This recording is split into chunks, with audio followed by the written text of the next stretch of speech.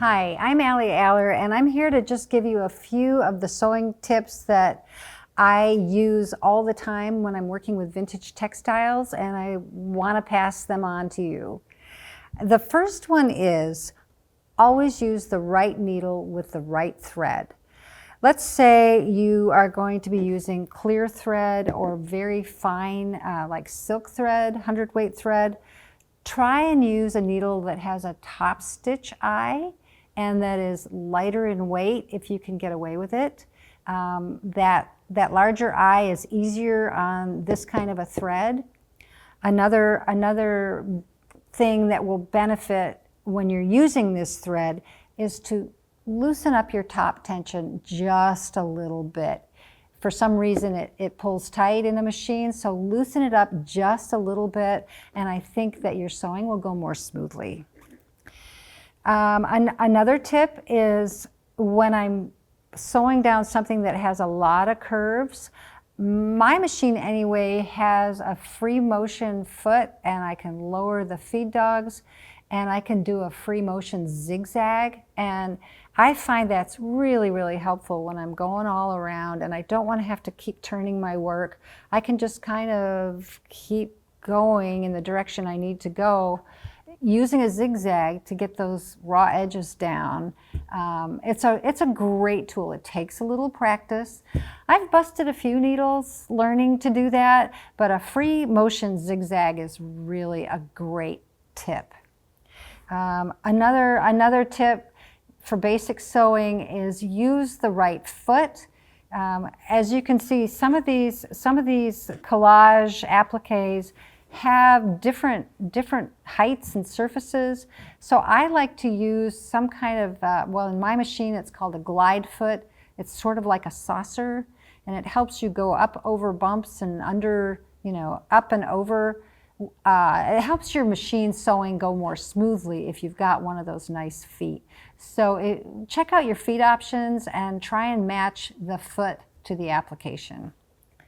Another thing I use a lot are sewing gloves. These are a pair given to me by a wonderful student. They're collectors, I guess, this edition. They're gloves that are sticky on one side. They're like quilting gloves. I like these because they're not quite as heavy. They're a little lighter, but they really help maneuvering when I'm doing all this moving around of my fabric. Quilting gloves really help. Hey, sorry for the interruption, but Emily here, and I want to tell you about a super cool offer that I have for you from Craftsy. If you don't know what Craftsy is, it is an online community with resource of millions of creative and like-minded makers where members can find endless inspiration, advance the skills you already have, or discover a new favorite hobby or craft that you've always wanted to try. Craftsy offers more than 2,000 exciting classes in over 20 popular categories, everything from sewing and crochet to baking and painting. The classes are broken down into easy-to-follow lessons and are led by friendly, award-winning instructors like me who share creativity, wisdom, and provide step-by-step tutorials. I loved Ashley Huff's sewing class on how to sew super cute skirts. I'm not much of a garment sewer myself, but she had so many approachable tips and tricks on how to make this pattern so easy with her instruction. And I also loved Brenda K.B. Anderson's crochet class on how to crochet rainbow home decor because, let's be honest, who doesn't love a giant rainbow pillow? She also had some amazing tips on how to turn your work when making curves in crochet. I got so inspired by Heather Thomas's class on creative finishing and edging for her quilt, and she reminded me just how awesome and fun it can be to embellish the finished edges of your quilt. She also taught me a new method for how to make the corners of my quilts even more precise. And a huge thank you to Craftsy for sponsoring today's video. The cool thing is though, as a Craftsy member, you will also have access to live stream tutorials where experts answer questions, share tips, and engage with the Craftsy community in real time, which I absolutely love. So the first 1,000 people to click on the link in the video description will get a full year of premium membership to Craftsy for only $1.49. So click the link below and let's get creative together. Another thing that I really can't sew without is a stiletto. If I'm going over doily edges and the doilies kind of want to scooch up under the needle as I'm sewing, I'm always using a stiletto as I sew to kind of keep things in place while I'm sewing. So any kind of stiletto, have it next to your machine. You'll find that you use it a lot. Also, a press cloth. I've melted too many laces that are not cotton, synthetic. I've melted too many. I've melted too many velvet ribbons. So I always use a pressed cloth. And this one is actually paper, but you can just use a piece of muslin.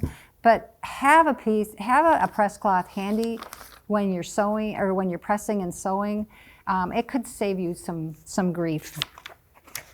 And then the last tip has to do with using number 12 thread in your sewing machine. This example here, I've used number 12 thread in my buttonhole. It shows up better. It actually matches the embroidery that was already on the original tablecloth that I built this project on. So I needed to use number 12 thread. I also ended up adding some more embroidery, machine embroidery to this piece, also number 12. So when you're using number 12, use the biggest needle you have. I use a 110. I use the biggest jeans needle that I have, but if I don't have a 110 in jeans, I just use a big, heavy needle for this heavy thread. And the other tip is to always have a practice cloth before you start on your project. Have a similar scrap or weight, a little quilt sandwich with a scrap, and practice the stitch that you're going to use this heavy thread on to make sure you have it the right width and length that you want, that the tension's okay, and always have a practice scrap nearby before you get on to the real thing. I have a lot of number 12 thread. I really love to use it because it can mimic handwork very well. And sometimes if you're doing machine work and then you add a little handwork next to it in the same thread, the number 12, you're going to think it was all done by hand. It's a nice trick. So that's what I've learned from experience. I hope some of this will be useful to you.